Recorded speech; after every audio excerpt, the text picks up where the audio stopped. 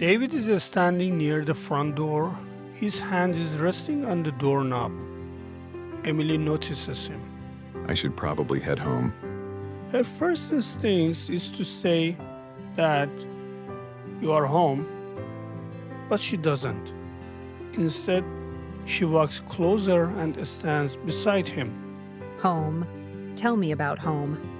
My dad used to come home around 6. We would all have dinner together. You remember those dinners?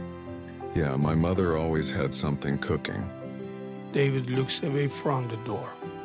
A few moments later, he takes his hands off the doorknob. If you are caring for someone living with dementia, you probably heard this sentence: I want to go home. And sometimes they are saying it while they are already sitting in the home they lived in for years. Your natural response might be, but you're home. That makes perfect sense to us. But for someone living with dementia, that correction not solve anything. Sometimes it can actually make the situation harder.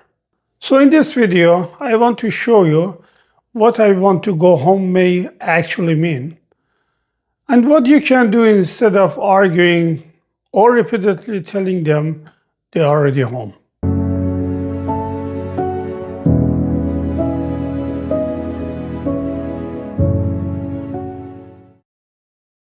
When David says, I want to go home, we hear a place, an address, a house. But David may be communicating something completely different. For him, home might mean safety. It might mean familiarity. It might mean his parents, his childhood, a time when life made more sense to him. Or sometimes he may simply be uncomfortable and doesn't know how to explain what he is feeling. That's why the words themselves don't always tell us the whole story. Instead of asking only, where does he want to go? Sometimes a better question is, what is he looking for? That a small change can completely change the way we respond. Older memories can sometimes remain accessible even when more recent memories became difficult to retrieve.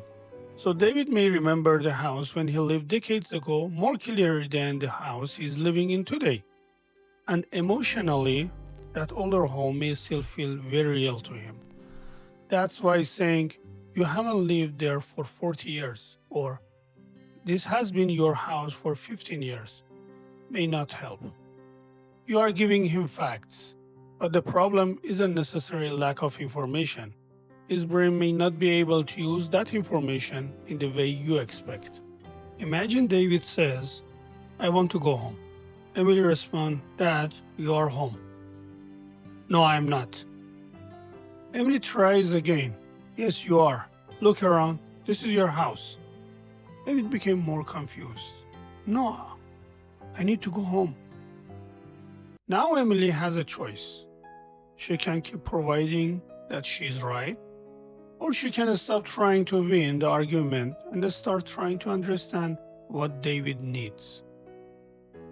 And that's the important difference. You don't always need to correct the words. Sometimes you need to respond to the feeling underneath the word. The first things I want you to try is very simple. Acknowledge before you redirect. If your loved one says, I want to go home, instead of immediately saying, you are home, try something like, you really want to go home? Or, it sounds like you are missing home. You are not agreeing that they are in the wrong house. You are acknowledging what they are feeling. Then pause. Give them a few seconds. Don't rush to fill the silence. Sometimes that alone lowers the tension because the person finally feels heard. And when someone feels heard, it's often much easier to help them with what comes next. Now we go back to Emily. David says, I want to go home. Instead of correcting him, Emily asks, Tell me about home. That's a powerful question. Maybe David says, my mother will be waiting for me. Emily could say, tell me about your mother. Maybe he says, I need to get back before dinner. Emily might ask, what did you usually have for dinner at home? Notice what Emily isn't doing. She isn't testing his memory. She isn't asking, don't you remember? And she isn't forcing him into today's reality. She's entering the conversation from where David is. And sometimes, while talking about those memories, the urge to live becomes less important.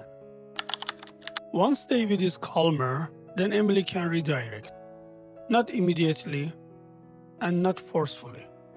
Like she can say, I remember Grandma, she was a wonderful cook. Come sit with me. Let's have some tea and you can tell me more about her when you was young. now David has something else to focus on. The redirection should connect to what David was already talking about. It doesn't feel like, stop talking about that, let's do something else. It feels natural. Acknowledge, explore, then redirect. That order matters. There's one important exception. If the person is in immediate danger, for example, they are about to walk into an unsafe situation, safety comes first. You may need to intervene and redirect immediately. But when there is no immediate danger, you often have more time than you think. You don't always have to stop the behavior immediately. Sometimes you can walk beside them, listen, watch their body language, and try to understand what they are communicating before deciding what to do. Because the goal isn't to memorize one perfect sentence and use it every time. The goal is to understand the need behind the behavior. Later, David is calm, talking about his childhood home. Emily didn't prove him wrong. She helped him feel safe. Because I want to go home may not mean a place. It may mean safety, comfort, and connection. So the next time you hear, I want to go home, remember 3 steps. Acknowledge, explore, redirect. Don't immediately fight the words. Try to understand what's underneath them. Because sometimes the most powerful response isn't, you are home. It's tell me about home. Yeah, it's tell me about home. And sometimes that simple question can open a door that correction never could.